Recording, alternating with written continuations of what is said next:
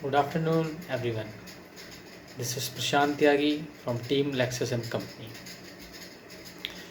पिछली वीडियो में हमने डिस्कस किया था डाइवोर्स प्रोसेस के बारे में, जिसका टाइटल था डाइवोर्स प्रोसेस पार्ट 1। उस वीडियो में हमने डिस्कस किया कि डाइवोर्स हम कैसे कैसे ले सकते हैं, क्या क्या तरीके होते हैं जिनके माध्यम से, जिनके मीडियम से हम डाइवोर्स ले सकते हैं, जैसे कि with mutual consent, without mutual consent.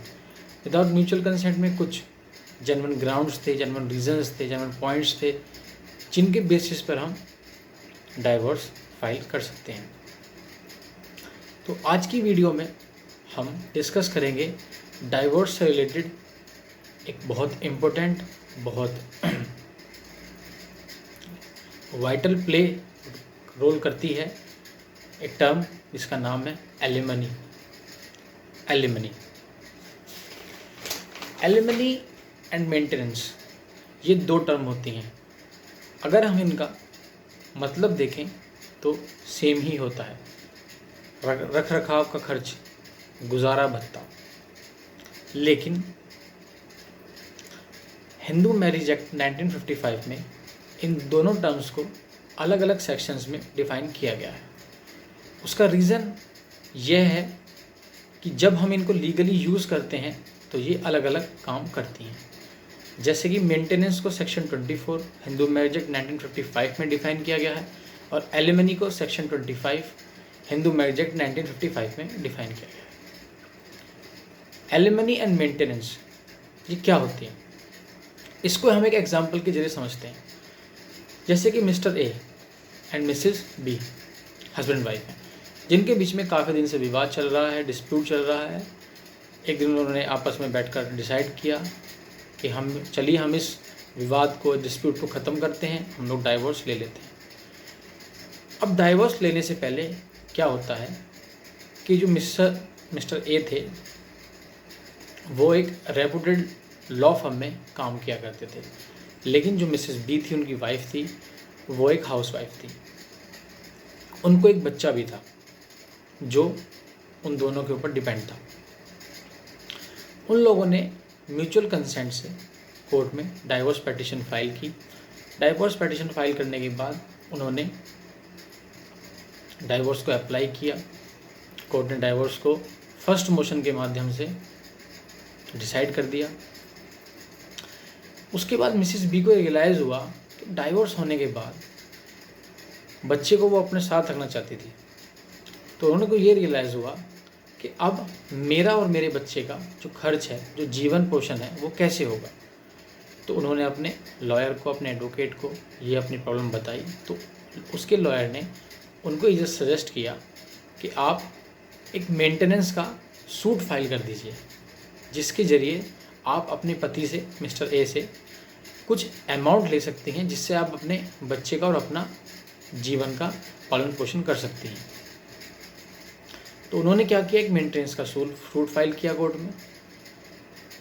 Suit file करने के बाद कोर्ट ने ये डिसाइड किया कि मिसेस बी का जो रीज़न है मेंटेनेंस फाइल करने का वो जेन्युइन है, क्योंकि उनका जो बच्चा है वो उनके ऊपर डिपेंड करता है।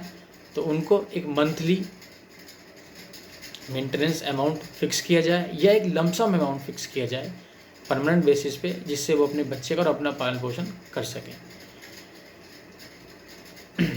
तो आप इस एग्जांपल से ये समझ गए होंगे कि एलिमनी और मेंटेनेंस का मतलब क्या होता है। एलिमनी और मेंटेनेंस दोनों ही एक मैट्रिमोनियल रिलीफ होते हैं। मैट्रिमोनियल रिलीफ का मतलब होता है जब डाइवोर्स हो जाता है तो उसके बाद जो पार्टनर फाइनेंशियली कंडीशन जिसकी लो होती है उसको सपोर्ट करने के लिए एक रिलीफ होता है, जिसको हम बोलते हैं एलिमनी और मेंटेनेंस। अब एलिमनी और मेंटेनेंस जो होती है, जो भी एप्लीकेंट फाइल करता है तो रिस्पोंडेंट उसको पे करता है, लेकिन कोर्ट ये भी देखती है कि रिस्पोंडेंट या जो पेयर है उसकी फाइनेंशियल कंडीशन इतनी है कि वो उस मेंटेनेंस और एलिमनी को पे कर सके। क्या वो दे सकता है, क्या वो खुद इतना सक्षम है कि वो उस एलिमनी और मेंटेनेंस को पे कर सकता है। तभी कोर्ट डिसाइड करती है एलिमनी और मेंटेनेंस। अब मेंटेनेंस जो होती है वो दो तरह की होती है, एक होती है टेम्पररी, एक होती है परमानेंट। अब टेम्पररी मेंटेनेंस क्या होती है, जो मेंटेनेंस अमाउंट मंथली बेसिस पे या इंस्टॉलमेंट बेसिस पे पे की जाती है उसको हम टेम्परेरी मेंटेनेंस बोलते हैं, और जो लमसम अमाउंट में एक ही बार में पे की जाती है उसको हम परमानेंट मेंटेनेंस बोलते हैं। अब ये जो मेंटेनेंस और एलिमनी है इसको हम कहाँ फाइल कर सकते हैं, इसके सूट को हम कहाँ फाइल कर सकते हैं? इसके सूट को हम ट्रायल कोर्ट और एपेलेट कोर्ट दोनों में फाइल कर सकते हैं, और ट्रायल कोर्ट और एपेलेट कोर्ट के जुरिडिक्शंस में ये दोनों आती हैं, और ट्रायल कोर्ट और एपेलेट कोर्ट के जुरिडिक्शन में ये भी आता है कि ये इसमें अपना ऑर्डर पास कर सकते हैं। अब मेंटेनेंस और एलिमनी किस वजह से क्यों की जाती है, क्या रीजंस होते हैं, किन चीज़ों के लिए की जा सकती है? तो सबसे पहला होता है जो प्रोसीडिंग्स के दौरान एक्सपेंसेस होते हैं, यानी कि जो खर्चे ड्यूरिंग द केस चलते हैं, कोर्ट के दौरान चलते हैं, केस के दौरान चलते हैं, उन खर्चों को पूरा करने के लिए, या फिर जिस क्लेमेंट ने, जो भी क्लेमेंट है उसने फाइल किया उसके अपने पर्सनल एक्सपेंसेस को पे करने के लिए, या फिर जो डिपेंडेंट है क्लेमेंट के ऊपर, डिपेंडेंट चाइल्ड हो, डिपेंडेंट फादर हो, मदर हो, उनके जीवन के पालन पोषण के लिए। अब एक कंडीशन मैंने आपको पहले भी डिस्कस की थी और अभी फिर से बता रहा हूँ, एलिमनी और मेंटेनेंस का सूट फाइल करने के बाद कोर्ट ये चीज़ सबसे पहले देखता है कि जो रिस्पोंडेंट है, जो पेयर है, क्या उसकी फाइनेंशियल कंडीशन इतनी है कि वो अपना भी खर्च चला सके और एक अमाउंट लमसम में या फिर एक मंथली बेसिस पे क्लेमेंट को पे कर सके। क्या वो खुद भी इतना कैपेबल है कि वो अपना खुद भी खर्च चला सके? अगर नहीं है तो वो उस मेंटेनेंस के एलिमनी के सूट को रिजेक्ट कर सकता है। अब एक बहुत इंपॉर्टेंट बात, सबसे इम्पोर्टेंट बात यह है कि ये इस सूट का एक जो एडवांटेज है वो ये है कि ये ज़रूरी नहीं है कि इसको सिर्फ वाइफ ही फाइल कर सके। जिस भी पार्टनर की, weather he is husband, whether she is wife, financial condition इतनी नहीं है कि वो अपना सेल्फ लाइफ को मेंटेन कर सके, वो पार्टनर इस मेंटेनेंस और एलिमनी के सूट को फाइल कर सकता है। अब जो भी पार्टनर या जो भी क्लेमेंट है, जैसे कि वाइफ ने इस सूट को फाइल किया, इस सूट को फाइल करने के बाद जो लायबिलिटी होगी अपनी इनकम को डिस्क्लोज करने की, वो हस्बैंड के ऊपर होगी, और अगर हस्बैंड इस सूट को फाइल करता है तो उसकी लायबिलिटी, अपनी इनकम की लायबिलिटी डिस्क्लोज करने की जो लायबिलिटी है वो वाइफ के ऊपर होगी। अब कभी कभी क्या होता है कि जो मेंटेनेंस जो होती है, जो एलिमनी होती है, वो कंडीशनल होती है।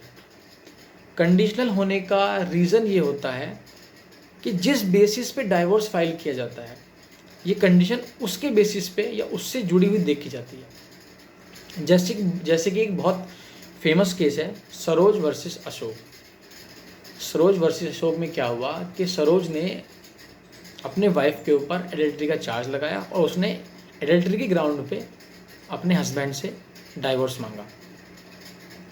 डाइवोर्स मांगने के बाद कोर्ट ने डाइवोर्स ग्रांट किया।